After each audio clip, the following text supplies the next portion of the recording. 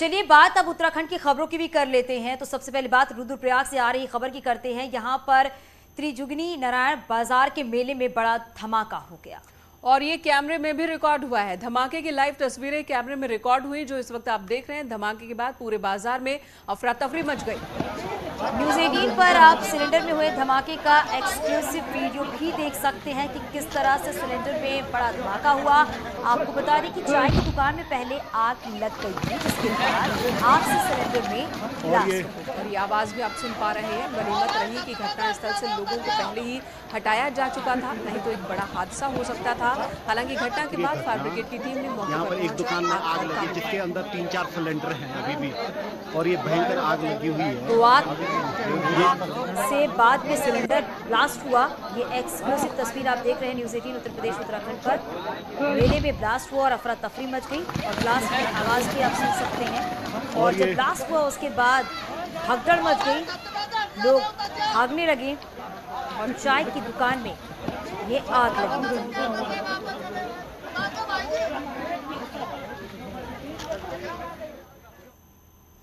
इधर देहरादून में आज बीजेपी जनता युवा मोर्चा के कार्यक्रम में नए अध्यक्ष बनाए गए शशांक रावत झुलस गए। शशांक रावत के लिए कार्यकर्ताओं ने स्वागत समारोह रखा था। अब इसी दौरान शशांक रावत जीप पर चढ़े तो वहां रखे गए गुब्बारों में अचानक आग लग गई। हाइड्रोजन गैस से भरे गुब्बारे फटे, जिसकी वजह से जो लपटें निकली, शशांक रावत उसकी चपेट में आ गए। हालांकि तुरंत ही शशांक रावत को अस्पताल ले जाया गया और उनकी हालत ठीक बताई जा रही है। तो फिलहाल उनकी हालत ठीक बताई जा रही है, लेकिन ये देखिए किस तरह से गुब्बारों की चपेट में आ गए शशांक।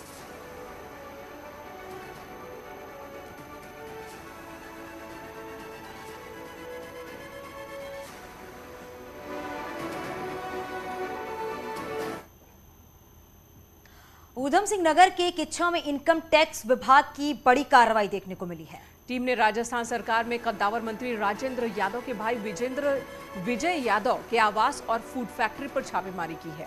सुबह 8 बजे शुरू हुई कार्रवाई में शामिल रुद्रपुर और हल्द्वानी के 12 से ज्यादा अधिकारियों की टीम पहुंची।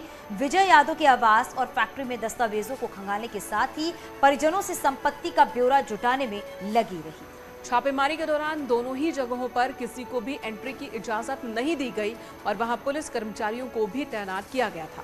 बताया ये भी जा रहा है कि पूरा मामला जो है वो राजनीतिक फंडिंग से जुड़ा हुआ है।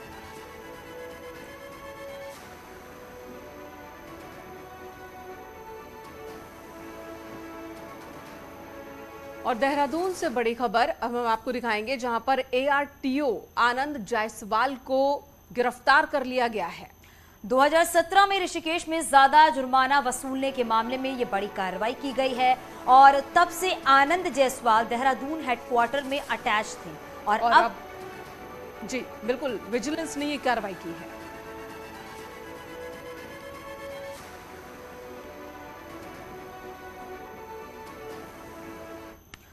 और अब बात कर लेते हैं भर्ती घोटाले में बेरोजगार युवाओं ने देहरादून में प्रदर्शन किया। पूरे भर्ती सिस्टम पर ही उन्होंने बदलाव की मांग की है। बवाल काटा युवाओं ने।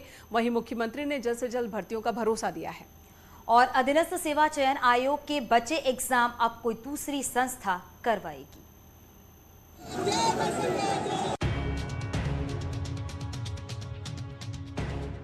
लाखों युवाओं के भविष्य से खिलवाड़ करने वाला अधीनस्थ सेवा चयन आयोग फिलहाल कोई एग्जाम नहीं करवा पाएगा, पर भर्ती घोटाले में घिरे आयोग को जो एग्जाम करवाने थे वो एग्जाम अब लोक सेवा आयोग या किसी दूसरी संस्था से कराए जाएंगे। सीएम पुष्कर सिंह धामी का कहना है कि ये फैसला युवाओं के भविष्य को देखते हुए लिया गया है, जिस पर कैबिनेट जल्द मोहर लगाएगी। जो भी अहर्ताएं अधीनस्थ सेवा चयन आयोग में होती हैं, उन्हीं अहर्ताओं को रखते हुए बरकरार रखते हुए समूह 2 की जो भर्तियां हैं वो हम लोक सेवा आयोग या जो भी सक्षम संस्था है उस संस्था से करवाएंगे। उसके पीछे हेतु हमारा ये है कि हमारे जो भाई बहन हैं, हमारे बेटे बेटियां हैं, हमारे जो परीक्षार्थी हैं भविष्य में जिनको भाग लेना है, उनकी परीक्षाओं में कोई विलम्ब न हो। एक तरफ सीएम सब कुछ ठीक होने का भरोसा दिला रहे हैं, वहीं देहरादून में प्रदर्शन करने वाले बेरोजगार युवाओं को भी सीएम और एसटीएफ की जांच पर भरोसा है। पर बेरोजगार युवाओं की डिमांड है कि भविष्य में जो एग्जाम हो उसके पेपर विजिलेंस की निगरानी में छपे, ताकि फिर कोई हाकम सिंह पेपर लीक करने की हिमाकत ना करे और नियम ऐसे बने कि राज्य के युवाओं को ज्यादा मौका मिले। से ये तमाम जिन भर्तियों में भ्रष्टाचार हुआ है उन्हें निरस्त करके दोबारा परीक्षा करवाई जाए या बैकडोर एंट्री ये बंद की जाए। और ये गलत नियमावली उत्तराखंड में थोपी जा रही है, उस नियमावली का हम विरोध करते हैं जिससे बाहर के लोगों को फायदा हो रहा है।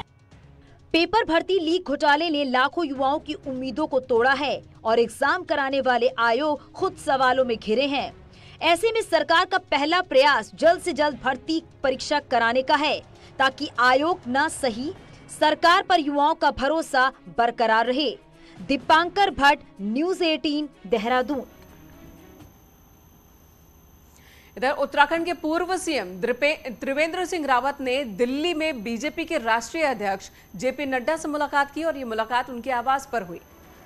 और वहीं मुलाकात के बाद त्रिवेंद्र सिंह ने कहा कि प्रदेश के राजनीतिक मुद्दों को लेकर चर्चा हुई है। इसके साथ ही तीरथ रावत के बयान का समर्थन करते हुए उन्होंने कहा है कि जो घोटाले के दोषी हैं उनको जेल में डाल देना चाहिए।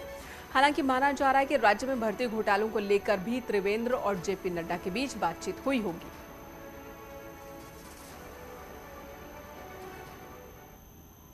ना ठीक है, देखिए जांच बैठी है और अभी तक 34 लोग तो जेल में जा चुके हैं और अभी एक चिन्हित हुआ है, उसके पीछे हमारी एसटीएफ लगी हुई है। ऐसा लग रहा है कि वो देश से बाहर कहीं है या देश के कहीं किसी दूरस्थ कोने में जाके छुपा हुआ है और बाकी एसटीएफ अपना काम कर रही है, लगातार अपना काम कर रही है। सरकार का स्पष्ट सोचना है कि जो भी इसमें इन्वॉल्व है उसकी जहां जगह है वहां उसको पहुंचाया जाएगा। विधानसभा भर्ती को लेकर उठ रहे सवालों के बीच पूर्व स्पीकर और कैबिनेट मंत्री प्रेमचंद अग्रवाल बीजेपी के प्रदेश प्रभारी से मिले हैं। देहरादून में प्रेमचंद अग्रवाल ने दुष्यंत गौतम से मुलाकात की। हालांकि प्रेमचंद ने इसे शिष्टाचार मुलाकात बताया, लेकिन माना यह जा रहा है कि विधानसभा भर्ती के मामले को लेकर ये मुलाकात हुई होगी। बीजेपी आलाकमान लगातार विधानसभा भर्ती को लेकर अलर्ट दिख रही है।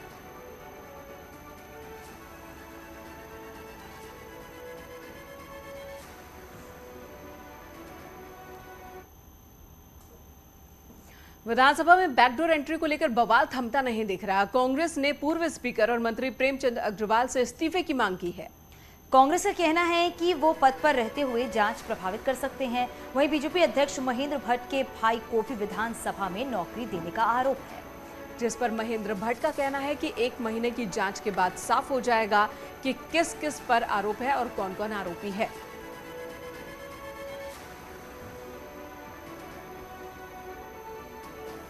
यदि वित्त मंत्री अपनी पोजीशन पर बरकरार रहेंगे तो जांच कितनी पारदर्शी और कितनी पाक साफ होगी, इस पर कई सवालिया निशान उठ रहे हैं। ऐसे में ज़रूरी है कि वित्त मंत्री अपने पद से इस्तीफा दें, तभी एक निष्पक्ष जांच की अपेक्षा की जा सकती है, वरना अपने पद का रसूख का दुरुपयोग करते हुए वो जांच को प्रभावित भी कर सकते हैं। साल 2021 में हुई वन दारोगा की ऑनलाइन भर्ती मामले में अब एसटीएफ लगातार कार्रवाई कर रही है। 2 आरोपियों के गिरफ्तार होने के बाद भर्ती कराने वाली एजेंसी पर भी शिकंजा कसने की तैयारी है और मामले में परीक्षा कराने वाली एजेंसी NSEIT लिमिटेड की संलिप्तता होने के साक्ष्य सामने आए हैं और इसलिए अब एजेंसी से जुड़े लोगों से भी जल्द पूछताछ की जाएगी। आपको बता दें, बीते साल वन दारोगा के 316 पदों पर ऑनलाइन भर्ती हुई थी, जिसमें कुछ अभ्यर्थियों ने गलत तरीके से भर्ती को पास किया। परीक्षा कराने के लिए कहीं ना कहीं जो है कमीशन द्वारा जो है एजेंसी को कॉन्ट्रैक्ट दिया जाता है। तो अभी ये कहना कि कितना ज़्यादा उनकी संलिप्तता होगी या नहीं होगी ये मुश्किल है, लेकिन कहीं ना कहीं जिस तरह से ऑनलाइन परीक्षा की जो सैंक्टिटी जिसे कहेंगे कि उनको बनाई रखनी चाहिए थी, वो कहीं ना कहीं लीक हुई है। तो नेचुरल सी बात है, कहीं लीक हुई तो जिम्मेदारी कहीं ना कहीं फिक्स होगी। वो क्रिमिनल ऑफेंस में आते हैं नहीं आते हैं, ये थोड़ा विवेचना में भी आगे आने पर समय पर क्लियर हो पाएगा। और इधर हरिद्वार पंचायत चुनाव के बीच बीजेपी लगातार नेताओं के जोड़ तोड़ में लगी हुई है। बीएसपी के रविंद्र पनियाला आज बीजेपी में शामिल हो गए हैं। देहरादून के प्रदेश ऑफिस में सीएम, प्रदेश अध्यक्ष और हरिद्वार सांसद की मौजूदगी में ये ज्वाइनिंग हुई। रविंद्र पनियाला ने इस बार खानपुर सीट से बीएसपी के टिकट पर चुनाव लड़ा था, जबकि पहले भी पनियाला बीजेपी में रह चुके हैं। खास बात तो ये है कि खानपुर सीट पर अब कुंवर प्रणव चैंपियन और रविंद्र पनियाला एक ही पार्टी में हो गए हैं। और ऐसे में बीजेपी कैसे इन दोनों ही नेताओं को संतुष्ट करेगी, संतुलन बनाएगी, ये बड़ा सवाल है।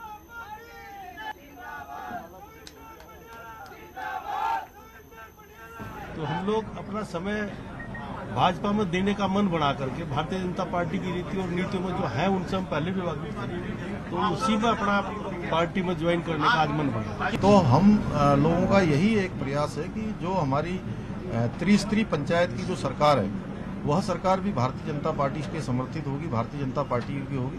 देखिए अभूतपूर्व रिजल्ट आएगा, आप सब देखेंगे और मुझे ऐसा लगता है कि 2/3 सीटें वहाँ जीतेंगे। सर एक ही सीट पे जैसे चैन पनियाला भी आ गए, तो आपको नहीं लगता कि कोई बात नहीं, हमारा संगठन बड़ा हो रहा है और सब लोग मिलकर अभी जिला पंचायत जिताने का काम करेंगे।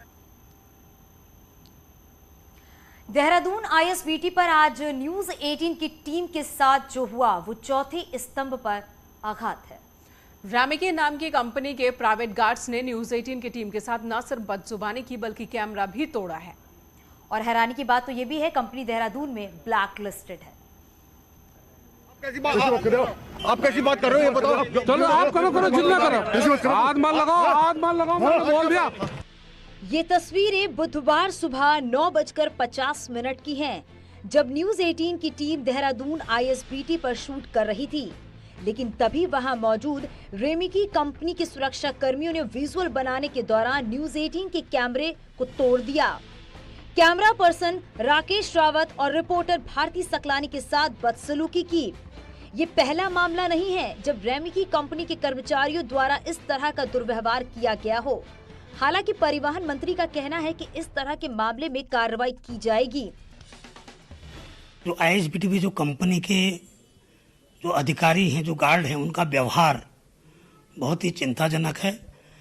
और चूंकि आपने एफआईआर भी की है और मैंने अपने रोडवेज के अधिकारियों को स्पष्ट निर्देश दिए हैं कि ऐसे कर्मचारियों को और ऐसे जो वहाँ के सिक्योरिटी गार्ड वगैरह हैं, इनको तत्काल इन पर कार्रवाई की जाए ताकि आइंदा होने वाली कोई ऐसी दुर्घटना न हो। आपका कैमरा तोड़ना, मीडिया पर हमला करना बहुत ही दुर्भाग्यपूर्ण है। मजे की बात तो ये है कि हैदराबाद की कंपनी रेमिकी को देहरादून नगर निगम ने पहले ही ब्लैक लिस्टेड किया हुआ है, जिसकी शिकायत भी की जा चुकी है। बावजूद इसके अभी तक ऐसी कंपनी पर कोई कार्रवाई नहीं की गई। देखिए, एमडीडीए के साथ रेमकी का टाई अप हुआ, ये हैदराबाद की कंपनी है और नगर निगम में ब्लैक लिस्टेड है और ये बहुत ही खराब कंपनी है। उत्तराखंड में बस अड्डे की सुविधा यात्रियों को बहुत ही गंदी मिल रही है लगातार। ये मामला नहीं है कि ब्लैक लिस्टेड है क्या है, पर जैसे आपने बताया मैं इसको दिखवा लूंगी। एक तो चोरी और ऊपर से सीना जोरी, ये काम ब्लैक लिस्टेड कंपनी रेमिकी कर रही है। सुविधाएं देने के नाम पर जीरो है, लेकिन दादागिरी दिखाने में एकदम अव्वल। शायद इन्हीं हरकतों की वजह से कंपनी को ब्लैक लिस्ट किया गया था। लेकिन हैरानी की बात तो ये है कि एक ब्लैक लिस्टेड कंपनी के साथ कैसे करार कर लिया गया। न्यूज 18 के लिए देहरादून से भारती सकलानी उनियाल की रिपोर्ट। और अगली खबर है चमोली के जोशीमठ से, जहां पर सल्लू डुंगरा गांव के पुल पर मानसून के दौरान बड़े बड़े गड्ढे बन गए हैं, जिससे पुल पर वाहनों की आवाजाही रोकनी पड़ी है। और गांव में इन दिनों सेब और आलू की पैदावार हुई है, जो सड़क पर ही अब सड़ने लगी है। गांव में इमरजेंसी सेवाएं भी ठप हो चुकी हैं। बीमार लोगों को शहर तक ले जाना भी एक बड़ी चुनौती बन गई है। शिकायत के बावजूद अभी तक पुल को ठीक करने का काम शुरू नहीं हुआ और ये रोड जो है 1 हफ्ते से बंद चल रही है।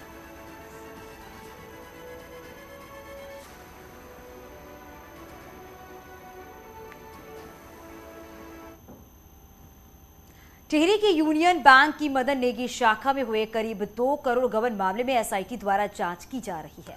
और अभी गबन की राशि और बढ़ने की भी आशंका जताई जा रही है। एसआईटी ने कैशियर सोमेश डोभाल को गिरफ्तार कर जेल भेजा है, जबकि अभी भी बैंक मैनेजर राहुल शर्मा फरार चल रहा है, जिसको पकड़ने के लिए लगातार दबिश दी जा रही है।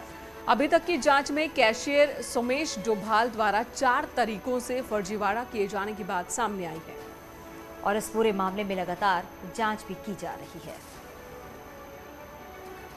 जो ये विशेष सहायक सोमेश डोभाल था, ये 4 तरह के जो फर्जीवाड़ा करता था। ये एफडी से करता था, एक जो वहाँ चेस्ट में जो अंदर कैश रखा हुआ था उससे करता था, एक जो सेविंग होता है उसके माध्यम से करता था, और एक फर्जी जो है एफडी बनाया करता था। अगली खबर अल्मोड़ा से, जहां सल्ट में सामान्य जाति की लड़की से शादी करने पर एक युवक जगदीश की हत्या कर दी गई, जिसके बाद अब मामले में राजनीति भी शुरू हो गई है। पूर्व सांसद प्रदीप टमटा ने कहा है कि दोषियों को कड़ी से कड़ी सजा दी जाएगी। वहीं फास्ट ट्रैक कोर्ट में सौंपा जाए ये मामला डिमांड की गई है ताकि दोषियों को जल्द सजा मिल सके। टमटा ने ये भी कहा कि सरकार ने अभी तक इस मामले में मुआवजे का ऐलान तक नहीं किया।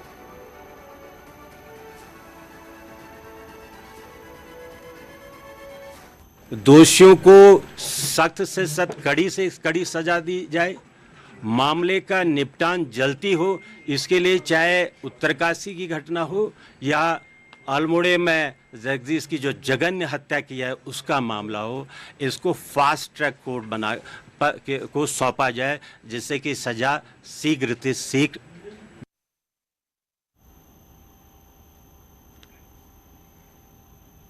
और अब बात कर लेते हैं पिथौरागढ़ शहर और उससे सटे इलाकों में लेपर्ड का आतंक जो है वो देखने को मिला है। ऐसे में प्रशासन ने एक्टिव लेपर्ड्स की पहचान शुरू की है। साथ ही संवेदनशील इलाकों में पहली बार बच्चों के साथ ही जानवरों की भी गणना की जा रही है। पिथौरागढ़ के शहर के करीब जंगलों में लेपर्ड अक्सर नजर आते हैं, लेकिन ये इंसानी जिंदगी के लिए तब खतरनाक साबित होते हैं जब ये हमलावर हो जाते हैं। बीते कुछ सालों में लेपर्ड के हमलों में कई लोगों को अपनी जान गंवानी पड़ी। ऐसे में अब प्रशासन लेपर्ड एक्टिव जोन में पालतू जानवरों के साथ बच्चों और सीनियर सिटीजन की भी गणना कराएगा। हम लोगों ने लेपर्ड के ट्रेल्स आइडेंटिफाई किए हैं जहाँ एक्टिव हैं आज की डेट में लेपर्ड्स। उन सारे इलाकों में पालतू कुत्तों एवं बच्चों की जनगणना हम लोग करवा रहे हैं ताकि हम उनके वल्नरेबिलिटी इंडेक्स पे उनकी वल्नरेबिलिटी को नाप सकें और उसके अकॉर्डिंगली परिवारों को व्यवहार किए जाने के लिए आवश्यक सुझाव दे सकें। लेपर्ड का सबसे आसान शिकार आबादी वाले इलाकों में रहने वाले जानवर बनते हैं। कभी कभी बच्चों के साथ बुजुर्ग लोगों पर भी हमला कर देते हैं। ऐसे में प्रशासन लेपर्ड की संख्या जानकर इनकी सक्रियता को जानने की कोशिश करेगा और इतना ही नहीं, लेपर्ड की उम्र का भी पता लगाया जाएगा। ऑलरेडी यहाँ पे जो हॉटस्पॉट्स है, कन्फ्लिक्ट का जो हॉटस्पॉट्स है उसको आइडेंटिफाई किया पिछले कई साल का डेटा को एनालिसिस करके। उसके बाद साइट स्पेसिफिक मैपिंग किया है। जो कंडीशंस है जो लेपर्ड को अटैक करते हैं उन एरियाज में, जैसे कि कूड़ा का निस्तारण से रिलेटेड हो सकता है, वो झाड़ी से हो सकता है, वो स्ट्रे एनिमल एक्टिविटी से रिलेटेड हो सकता है। मॉनसून सीजन खत्म होने के साथ ही पहाड़ के आबादी वाले इलाकों में लेपर्ड नजर आने लगते हैं। सर्दियां आते ही इनके हमलों में भी बढ़ोतरी हो जाती है। उम्मीद है कि प्रशासन का नया प्लान कारगर साबित होगा। न्यूज़ 18 के लिए पिथौरागढ़ से विजयवर्धन रेप्रेती की रिपोर्ट। पेपर लीक मामले में बड़ी खबर है। यूके SSS मामले में एक और अरेस्टिंग हुई है। आरोपी संदीप शर्मा को गिरफ्तार किया है एसटीएफ ने। संदीप शर्मा के जसपुर और ठाकुर द्वारा में 3 कॉलेज हैं और आरोपी ने हरिद्वार और ऊधम सिंह नगर के छात्रों को नकल कराई थी। इसके अलावा यूके SSS मामले में इनाम राशि भी घोषित की गई है। यूपी का सादिक मूसा, योगेश्वर राव अभी तक फरार है। इन दोनों पर ही इनाम घोषित किया गया और मूसा पर घोषित हुआ है 2 लाख का इनाम, राव पर हुआ है 1 लाख का इनाम घोषित। इसको लगातार एसटीएफ की टीम ढूंढ रही है और पेपर लीक मामले में ये बड़ा एक्शन देखने को मिला है। एक के बाद एक बड़ी कार्रवाई की जा रही है। यूएस नगर, हरिद्वार और के छात्रों को नकल कराई गई। चंद्रवंशीय राजाओं की कुलदेवी और पहाड़ों की आराध्य मां नंदा सुनंदा को आज विदा कर दिया गया। पूरा नैनीताल इस दौरान नंदामय दिखा तो बेटी को विदा करने की तड़प भी साफ साफ देखी गई।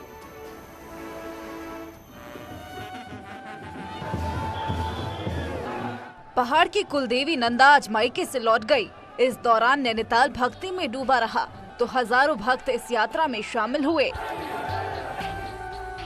मंदिर में मां नंदा का डोला निकला तो मां के जयकारों से पूरा शहर गूंज उठा। वहीं बेटी को विदा करने का दुख भी लोगों में दिखाई दिया। बेटी को विदा करते वैसे आज माँ तो हमारे दिल में है, माँ तो दिल में है, हर पल हर क्षण है माँ। लेकिन ये एक रिवाज चला है तो लगता है आज माँ विदा हो रही। नंदा सुनंदा पहाड़ की कुलदेवी हैं। साथ ही नंदा को बेटी के रूप में भी माना जाता है। वहीं 3 दिनों की आराधना के बाद पहाड़ की कुलदेवी का नगर भ्रमण हुआ, जिसके बाद मां को कैलाश विदा कर दिया जाएगा। ये तो बिल्कुल आशीर्वाद है, यहाँ तो बहुत ज्यादा आशीर्वाद है, क्योंकि देखिए उसका आशीर्वाद ही फल फूल रहा है और आपके सम्मुख उसका रिजल्ट दिखाई दे रहा है। हर घर से आदमी निकल के आया हुआ है। भक्ति का जो सैलाब नैनीताल में आज दिखा, उससे मां नंदा के प्रति आस्था भी साफ देखी गई है और बेटी को ससुराल छोड़ने का दर्द भी दिखा। न्यूज़ 18 के लिए नैनीताल से वीरेंद्र बिष्ट की रिपोर्ट।